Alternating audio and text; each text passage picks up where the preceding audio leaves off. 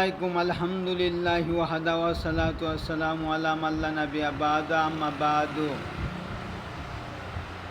সম্মানিত দর্শক মণ্ডলী, আজকে আপনাদের সাথে কথা বলবো পবিত্র কোরআনের কিছু গুরুত্বপূর্ণ আয়াত এবং কিছু গুরুত্বপূর্ণ সূরা নিয়ে।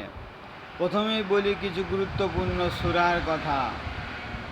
পবিত্র কোরআনের সবচেয়ে গুরুত্বপূর্ণ সূরা হচ্ছে সূরাতুল ফাতিহা। সূরা ফাতিহা, যাকে উম্মুল কোরআনও বলা হয়, ফাতিহাতুল কিতাবও বলা হয়, তারপরে সালাতের সূরাও বলা হয়। যাই হোক, সূরা ফাতিহা ব্যতীত নামাজ হয় না। আল্লাহ রাসূল সাল্লাল্লাহু আলাইহি সাল্লাম বলেছেন, লা সালাতা লিমান লাম ইয়াকরা বিফাতিহাতিল কিতাব। যে ব্যক্তি সূরা ফাতিহা পড়েনি তার সালাত হয়নি। তাই সূরা ফাতিহা সবচেয়ে গুরুত্বপূর্ণ সূরা, যা 7টি আয়াত এবং মহান কোরআন যা আমাদের নবী মুহাম্মদ সাল্লাল্লাহু আলাইহি ওয়াসাল্লামকে দেওয়া হয়েছে। সূরা হিজরের 87 নম্বর আয়াতে যেটার উল্লেখ করা হয়েছে। যাই হোক, তারপরেও গুরুত্বপূর্ণ আরও অনেক সূরা রয়েছে। তার ভেতরে অন্যতম গুরুত্বপূর্ণ সূরা হচ্ছে সূরাতুল বাকারা। সূরা বাকারা যে ঘরে পাঠ করা হয়, নিয়মিত পাঠ করা হয়, সে ঘরে শয়তান প্রবেশ করতে পারে না, সেই ঘরে শয়তান থাকে না, সেই ঘরে শয়তান থাকে না। তাই সূরা বাকারা প্রত্যেক দিন নিজের বাড়িতে পাঠ করুন। রাসূলুল্লাহ সাল্লাল্লাহু আলাইহি ওয়াসাল্লাম বলেছেন, তোমরা সূরা বাকারা পাঠ করো, কেননা যে ঘরে সূরা বাকারা পাঠ করা হয় সে ঘরে শয়তান থাকে না।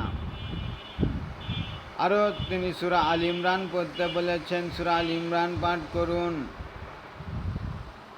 আরও একটি খুবই গুরুত্বপূর্ণ সূরা হচ্ছে সূরা ইখলাস। এটি কোরআনের 3 ভাগের 1 ভাগের সমান সওয়াব পাবে। এটি কোরআনের 3 ভাগের 1 ভাগের সমান, মানে সওয়াবের ক্ষেত্রে কেউ যদি রাতের বেলায় সূরা ইখলাস পড়ে তাহলে কোরআনের 3 ভাগের 1 ভাগ পড়ার সমান সওয়াব পাবে। তারপর সূরা কাফিরুন, কেউ যদি রাতের বেলায় সূরা কাফিরুন পড়ে সে শিরক থেকে মুক্ত থাকবে। সূরা কাফিরুন অত্যন্ত গুরুত্বপূর্ণ সূরা, যা আল্লাহ সুবহানাহু ওয়া তাআলা নাজিল করেছিলেন মক্কায়। যাই হোক, তারপরে সূরা মুলকও খুবই গুরুত্বপূর্ণ সূরা। যে ব্যক্তি প্রতিদিন রাতে সূরা মুলক পাঠ করবে কবর আযাব থেকে সে মুক্তি, কবর আযাব থেকে সে রক্ষা পাবে। আল্লাহ সুবহানাহু ওয়া তাআলা তাকে কবর আযাব থেকে রক্ষা করবেন। এবার আছে কিছু আয়াতের কথা। পবিত্র কোরআনের সূরা বাকারার 255 নম্বর আয়াত, যা আমরা আয়াতুল কুরসি নামে অনেকেই বলে থাকি, কিন্তু সেটা আয়াতুল কুরসি বলি, কিন্তু আয়াতুল কুরসি সেটা।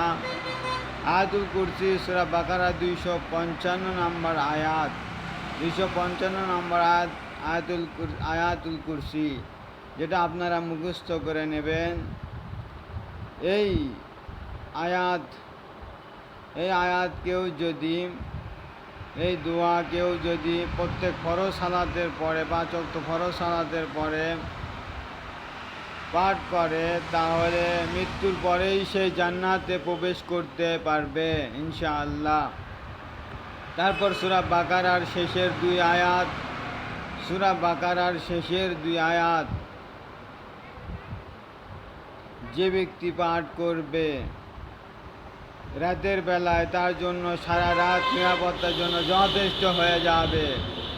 সূরা বাকারার শেষের 2 আয়াত আপনারা মুখস্থ করে নেবেন, 285 এবং 286 নাম্বার পবিত্র কোরআনের সূরা বাকারার শেষের 2 আয়াত অবশ্যই মুখস্থ করবেন, কারণ শেষের 2 আয়াত যে ব্যক্তি রাতের বেলায় পড়বে তার নিরাপত্তার জন্য যথেষ্ট হয়ে যাবে।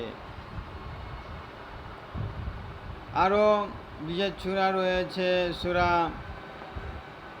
ফালাক এবং সূরা নাস, রাতের বেলায় পড়া যায় এবং সকাল এবং বিকালে সন্ধ্যায় পড়া যায়। যে ব্যক্তি পড়বে তার জন্য যথেষ্ট হয়ে যাবে। তাই এসব সূরা এবং আয়াত সহ আপনারা পড়বেন, মুখস্থ করবেন এ আশায় রাখি। আর আপনারা আমার চ্যানেলটি সাবস্ক্রাইব করবেন। সাবস্ক্রাইব করলে আমি যে ভিডিও ছাড়ব সেটা আপনারা মিস করবেন না কেউ, আশা করি বুঝতে পেরেছেন। আসসালামু আলাইকুম ওয়া রাহমাতুল্লাহি ওয়া বারাকাতুহু।